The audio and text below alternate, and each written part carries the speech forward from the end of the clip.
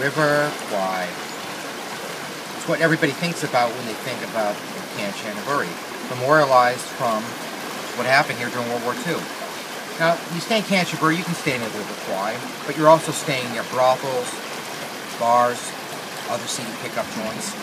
You have another alternative. You can stay 50, 60 kilometers out of town, right alongside the River Kwai, immersed in the same jungle the Australian, Dutch, and British soldiers labored in, constructing the memorial bridge.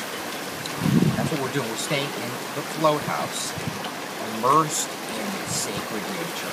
And we're not just experiencing the River Kwai by looking at it, we experience it as we sleep. The water laps under our bed because this accommodation is a virtual raft.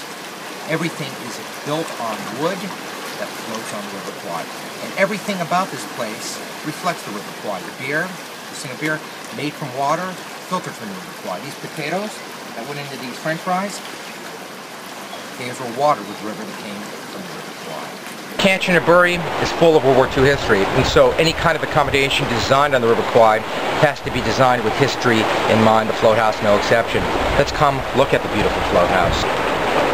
When you're building accommodation on water, you have to have materials that can absorb vibrations. See? It doesn't vibrate that much, but we're on the water and I can hear the lapping continuously. Creature comforts were built in contrast to what the British, Dutch, and Australian soldiers had during World War II. Check this out, a flat-screen Samsung Korean-made TV.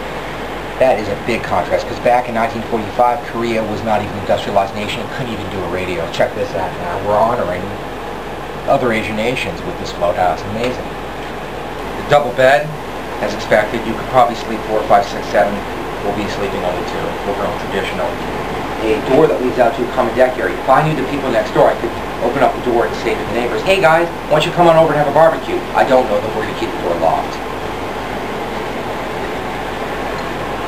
Study area. I'm not going to totally relax. I'm going to do some work while I'm here. What do you think? I just sit on my ass all day? No. I work. I bust my ass. Check this out. A computer hooked up to the Wi-Fi network. And the Wi-Fi doesn't come from the usual waves that you get when you have a Wi-Fi network set up with a router back in your home. No, the waves are derived from the waves coming from the River Kwai. How's that for innovation? What if you got a guest over here? You could cram into that big double bed. I don't want to do it. Do you? Look what we got here. A guest couch. For maybe a kid, 2 kids. You could probably put a baby here. Look at this. A footrest. Oh, I can just relax and enjoy. This is big enough to do meditation, possibly yoga. It's most important to get innovative when you design your bathrooms over water. You don't want to dump sewage directly into the water, and you also want the design to be inviting so that guests are eager to use the toilet facilities. They've done a good job here. They have designed it River Kwai style. The shower is completely separate from the toilet, and there's a reason for that, a historical reason. You see, back during World War II when the Japanese controlled Thailand and had the Western soldiers build the River Kwai, they made the soldiers live in really low-end conditions, where soldiers would sit on the toilet while someone next door showered with muddy water.